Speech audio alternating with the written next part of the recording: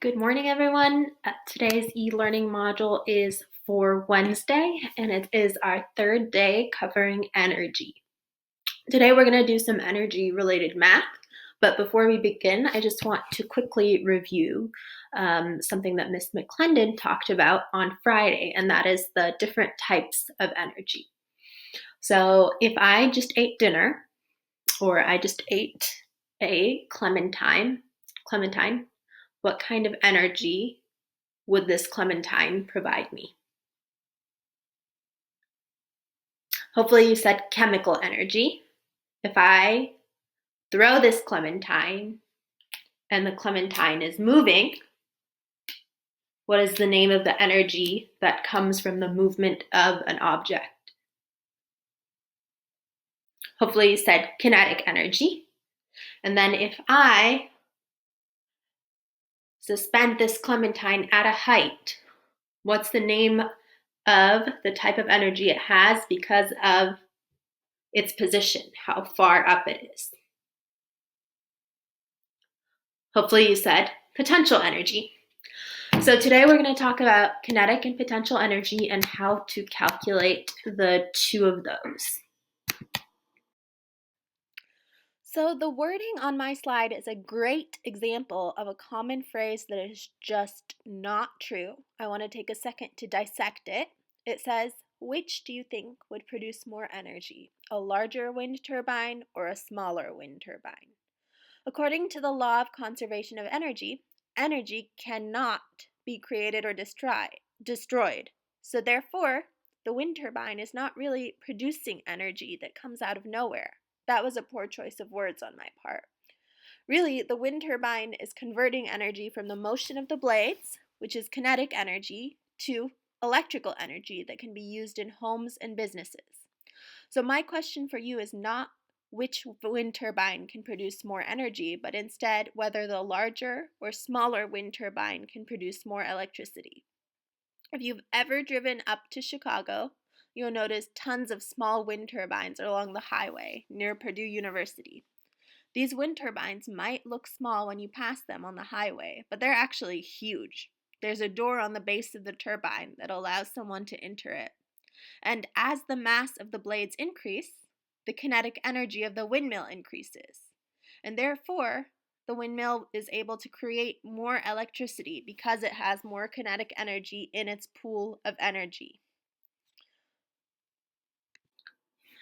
So we're going to calculate today, do an example of calculating kinetic energy and an example of calculating gravitational potential energy. Kinetic energy is the energy something has when it's moving. Gravitational potential energy is the energy something suspended from the ground, above the ground, has due to its distance, its height above the ground due to gravity. So the equation to calculate kinetic energy is Ke equals 1/2 or 0.5 times m times v squared. When we write these letters beside each other, it means that you multiply them. V, this little 2 beside v, means that you multiply v times itself. So this equation is the same as 0.5 times m times v times v. So in this equation, Ke stands for kinetic energy, m stands for mass, and v stands for velocity.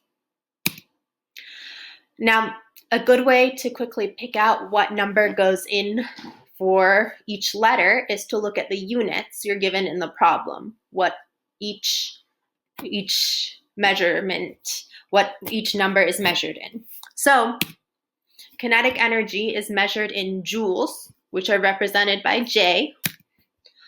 Mass is measured in kilograms, represented by kg. And velocity is measured in meters per a second. So here's our equation again. Ke equals 0.5 times m times v squared, which is the same as v times v. And we're just going to make a little table to show the difference between the letter in the equation and the unit it's measured in. So when you have Ke in the equation, that means kinetic energy. The unit that it's measured in is joules. This J is not a part of the equation. It's just the unit that kinetic energy is measured in. So if you see a number and you see J beside it, you know when you're solving for this equation, that number is what you put in for KE. M in the equation stands for mass. The units that mass need to be measured in to go into this equation are kg, kilograms. So if you're reading a word problem and you get a number and beside that number it says kg, that means that that number is the mass. So you put that number into the equation instead of m. And then finally, v stands for velocity, and the units that velocity is measured in, and it says velocity there, but it should say meters per a second. The velocity is measured in meters per second. If you see something with meters per second beside it, that number needs to go in for v in the equation. So if I see the value 200 joules, does it go in instead of KE, instead of M, or instead of V in this equation? Your hint is the units here. The units are J, joules. We said joules were a unit of energy. So joules need to go in, the number that is measured in joules needs to go in for kinetic energy. So 200, if we're defining the variable, this would be KE, that's 200. How about if I see the value 200 kilograms? Does it go in for kinetic energy? Does it go in for mass? Or does it go in for velocity in the equation? You need to look at the units it's measured in. So in this case, it's kg. Kg, if you remember from the previous table, is a unit of mass. So you're going to define this value as m. So in this case, m equals 200 kg, and later when you plug this into the equation, 200 is the number that's going to go in instead of m. Then finally, if I see the value 200 meters per second, does it go in for KE, for m, or for v in the equation? This m-s, meters per second, is a hint that this is a measurement of velocity. So when we're defining the variables, we're going to say that v equals 200 meters per second. So later when you're ready to plug numbers into the equation, you would know that the number here that you defined as v will go in instead of v to the equation. Okay, we're going to do an example. You have a 2-kilogram watermelon, and it's rolling across the kitchen floor at a speed of 3 meters per second. Calculate its kinetic energy. So, step 1 is defining the variables. So you want to pick out the numbers and tell me what they represent. Do they represent m, v, ke, etc.? So the first number we see is 2 kilograms. Kilograms is a unit of mass, so we know m equals 2 kilograms. Next number we see is 3 meters per second. Meters per second is a unit of velocity, so we know v equals 3 meters per second. So we have m and we have v, and the problem asks you to calculate kinetic energy.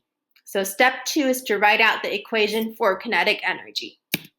And that is Ke, kinetic energy, equals 0.5 times m times v squared, which is the same as v times v.